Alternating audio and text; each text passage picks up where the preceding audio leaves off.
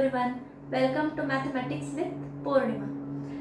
तर असं होऊ शकतं का की एखादी सिक्वेन्स आहे की जी एका पर्टिक्युलर नंबरकडे अप्रोच करते, त्या नंबरच्या closer and closer and closer ती अप्रोच करते आणि सडनली ती इन्फायनाइटली लार्ज होते।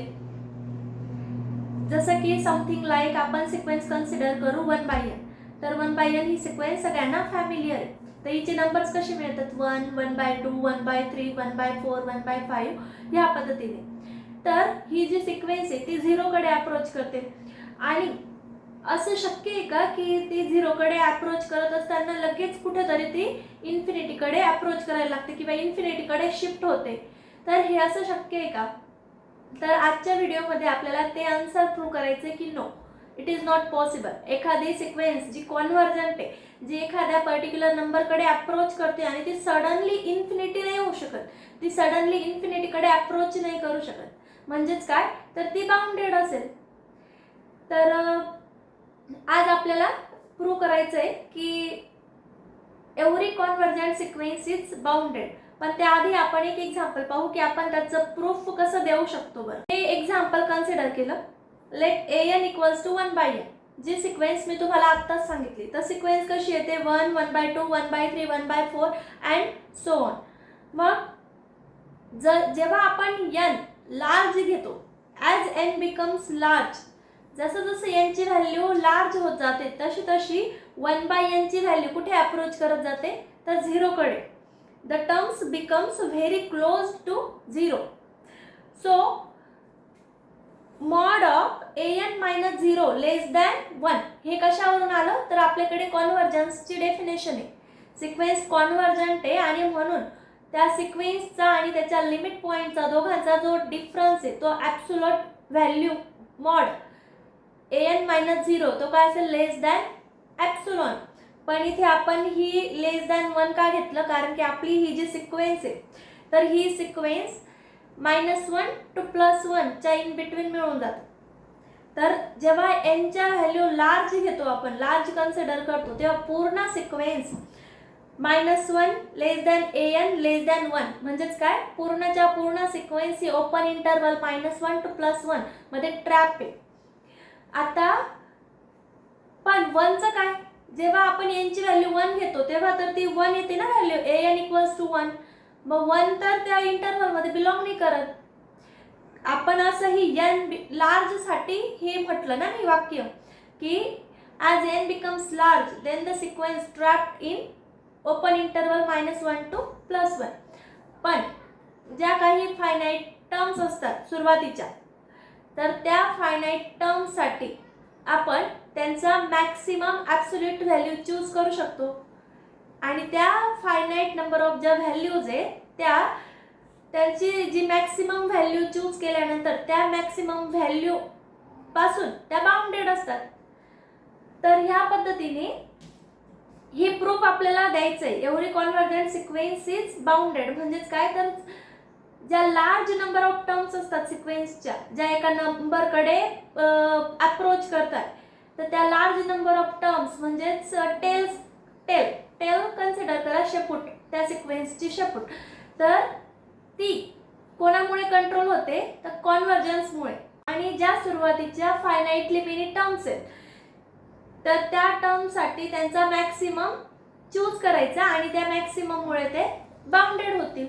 तर ह्या पद्धतीने फायनाइटनेसमुळे त्या प्रूफचं, त्या सिक्वेन्सचा सुरुवातीचा पार्ट कंट्रोल होतो आणि कॉन्व्हर्जन्समुळे त्या सिक्वेन्सचा नंतरचा पार्ट कंट्रोल होतो। तर ओव्हरऑल सिक्वेन्स कंट्रोल होते आणि ती सिक्वेन्स बाउंडेड असते।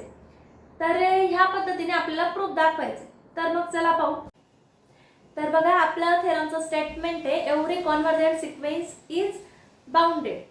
तर आपल्याला हा थेरम फक्त कॉन्व्हर्जन्सच्या डेफिनेशन वरून प्रूव्ह करायचा आहे। तर आपल्याला कॉन्व्हर्जंटची डेफिनेशन माहिती आहे।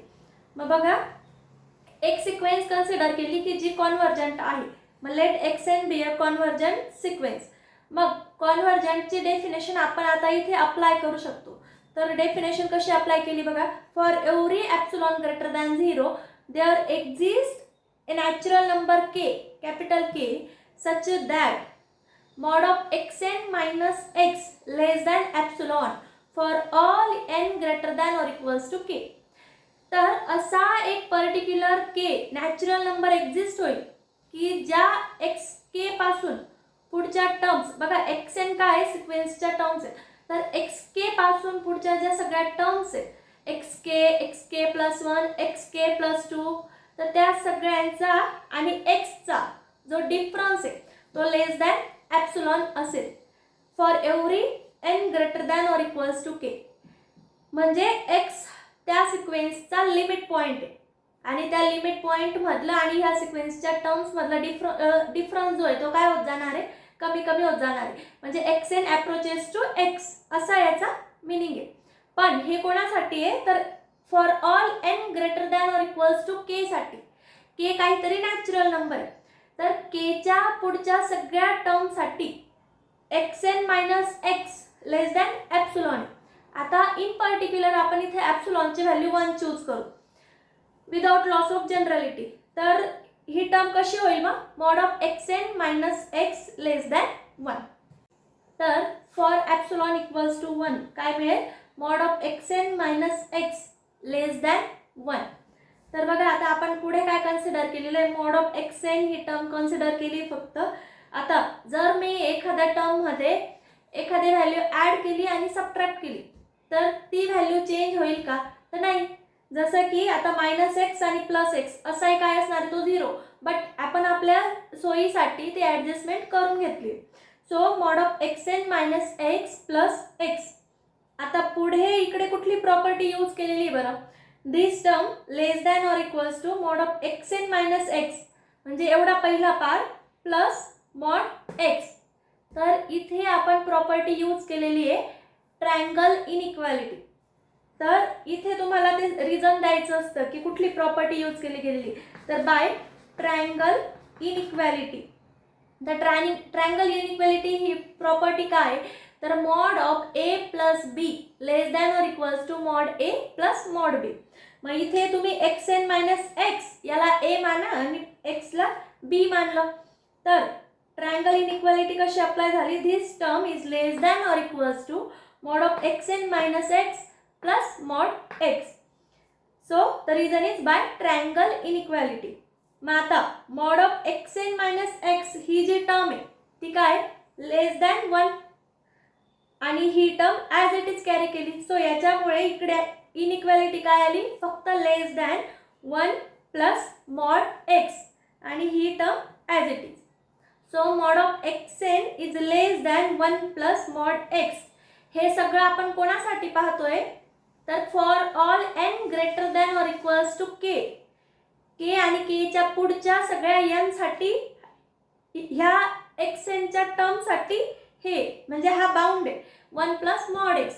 मग आता केच्या आधीच्या टर्म साठी का तर आता आपल्याला इथून पुढची जी स्टेप घ्यायची ती स्टेप काय असेल बरं मॅक्सिमम चूज करायचा आहे. तर त्या पहिल्या केच्या आधीच्या ज्या टर्म्स आहेत म्हणजे x1 x2 xk मायनस 1 आणि पुढच्यांसाठीचा हा बाउंड म्हणजे ही एक व्हॅल्यू आणि xk मायनस 1 पर्यंतच्या टर्म्स तर त्यांचा मॅक्सिमम चूज करायचा. Now choose capital M. तर एम कसा चूज केलेला आहे मॅक्सिमम ऑफ. तर x1 x2 xk मायनस 1 आणि 1 प्लस मॉड एक्स. तर ह्या सगळ्या व्हॅल्यूमधला जो मॅक्सिमम असेल तो काय असणार आहे आपला एक्स एन सिक्वेन्सच्या सगळ्या टर्मसाठीचा बाउंड.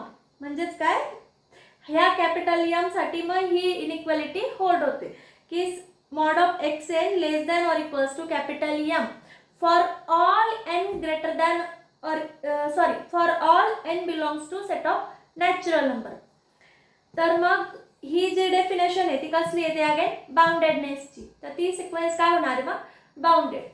तर ह्या पद्धतीने आपण हे प्रूफ देताना पाहिलं की फायनाइटनेस जी आहे सिक्वेन्सची तर फायनाइटनेस अर्लियर पार्ट कंट्रोल करते सिक्वेन्सचा आणि कॉन्व्हर्जन्स जे आहे तर कॉन्व्हर्जन्स त्या सिक्वेन्सचे टेल कंट्रोल करते. तर ह्या पद्धतीने ओव्हरऑल पूर्ण सिक्वेन्स ही कंट्रोल असते आणि म्हणून सो इट इज बाउंडेड. तर जसं आपण दाखवलं every convergent sequence is bounded, तसं एव्हरी बाउंडेड सिक्वेन्स ही कॉन्व्हर्जंट असेल का?